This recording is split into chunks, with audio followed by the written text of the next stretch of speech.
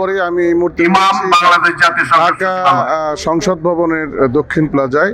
এখানে আপনারা জেনেছেন যে আমাদের যে মন্ত্রী পরিষদ শপথ সেটি অলরেডি শুরু হয়েছে।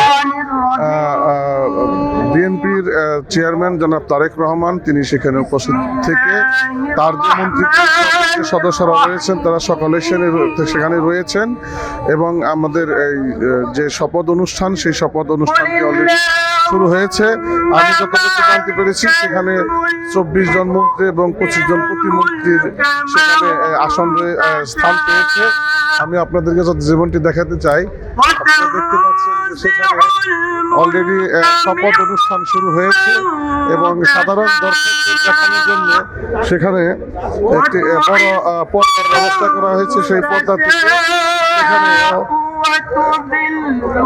দর্শকদের জন্য সেই শপথ অনুষ্ঠানটি সরাসরি দেখানোর ব্যবস্থা রয়েছে। আমি সকাল থেকে এখানে অবস্থান করছি।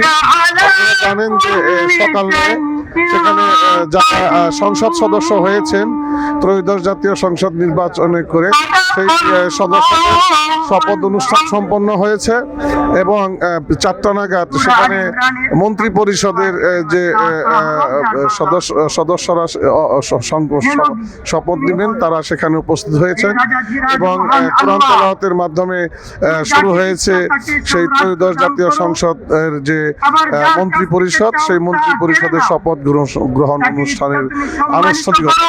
সেখানে আমরা যতটুকু জেনেছি যে বাংলাদেশ সরকারের মহামান্য রাষ্ট্রপতি তিনি মন্ত্রী পরিষদের শপথ পড়াবেন।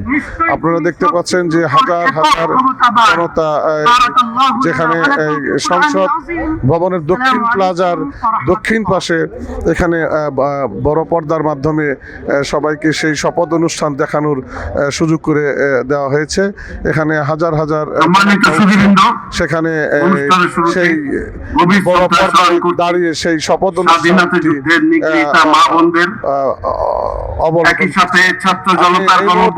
আরেকজনের সাথে কথা বলতে চাই।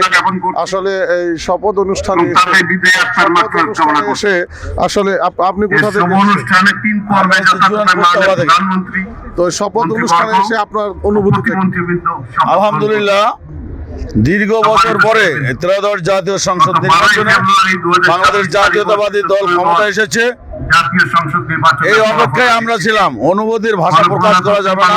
আমাদের দলের চেয়ারম্যান জনাব তারেক রহমান সাহেব প্রধানমন্ত্রী হয়েছে, আরো অনুভূতি আরো মনটা ভালো থাকতো। তার গর্ভধারিণী মা যদি দেখে যেতে পারতো তার সন্তান তিনি প্রধানমন্ত্রী হয়েছে, আমাদের আরো ভালো লাগতো। আমাদের তো সবারই ভালো লাগতেছে।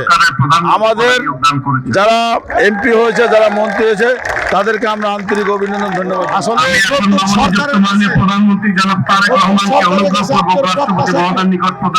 সরকারের কাছে এটা আমার প্রত্যতা যে নতুন সরকার সুষ্ঠুভাবে যেমন দেশ প্রদান করে দেশ চালায়, এটাই আমাদের প্রধান। আসলে যেমনটি বলছিলেন যে নতুন যে মন্ত্রী পরিষদ গঠন করা হচ্ছে সেই মন্ত্রী পরিষদের কাছে সাধারণ দর্শকদের প্রত্যাশা যে দেশ যেন সুন্দর মতো চলে এবং সেখানে যেন কোনো রকমের চাঁদাবাজি সন্ত্রাসী যেন সেখানে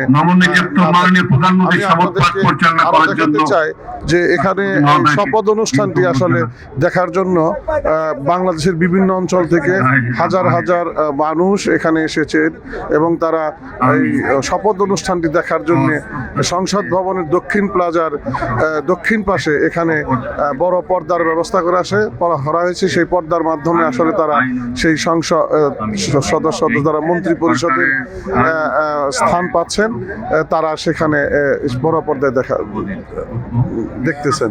আমি এই মুহূর্তে আসলে বড় পর্দার দিকে আমি একটু নজর দিতে চাই। এখানে মাননীয় প্রধানমন্ত্রী হিসেবে যিনি শপথ নিচ্ছেন অর্থাৎ বিএনপির চেয়ারম্যান জনাব তারেক রহমান তাকে শপথ বাক্য পাঠ করাচ্ছেন। বাংলাদেশ সরকারের মাননীয় মহামান্য রাষ্ট্রপতি তিনি তাকে শপথ বাক্য পাঠ করাচ্ছেন। আমি সেটি এখন আপনাদের সরাসরি দেখানোর নিরাপত্তা বিধান করিব। আমি ভীতি বা অনুগ্রহ অনুরাগ বা বিরাগের বশবর্তী না হইয়া সকলের প্রতি আইন অনুযায়ী যথাবিহিত আচরণ করিব। করিব।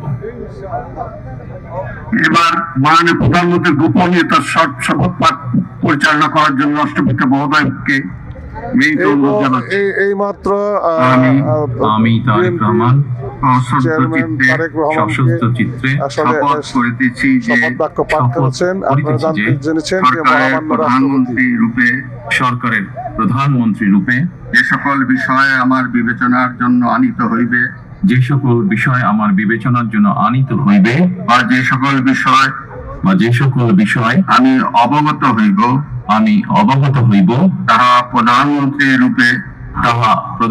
রূপে যথাযথভাবে আমার কর্তব্য পালনের প্রয়োজন ব্যতীত প্রত্যক্ষ বা পরোক্ষভাবে কোনো ব্যক্তিকে জ্ঞাপন করিব না বা কোনো ব্যক্তির নিকট প্রকাশ করিব না। ধন্যবাদ। মাননীয় প্রধানমন্ত্রীকে পদের শপথ ও গোপনীয়তার শপথ শেষ হলো প্রধানমন্ত্রী হিসেবে এবং স্বাক্ষর শেষে নির্ধারিত আসন গ্রহণ করার জন্য অনুরোধ জানাচ্ছি। আপনারা যেমনটি দেখেছেন যে মহামান্য রাষ্ট্রপতি এইমাত্র বিএনপির চেয়ারম্যান জনাব তারেক রহমানকে প্রধানমন্ত্রী হিসেবে শপথ বাক্য পাঠ করিয়েছে এবং সেই সমর্থনে হাজার হাজার জনতা আসলে স্লোগান দিচ্ছেন। আপনারা দেখতে পাচ্ছেন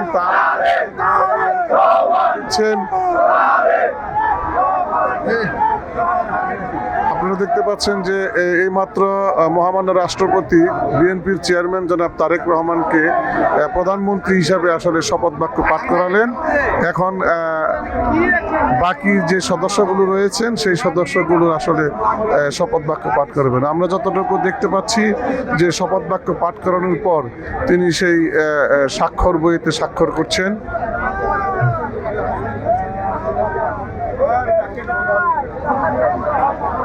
আপনারা যেমনটি দেখতে পেয়েছেন এইমাত্র আসলে শেষ হলো প্রধানমন্ত্রী হিসেবে যিনি শপথ নিয়েছেন বিএনপির চেয়ারম্যান জনাব তারেক রহমান।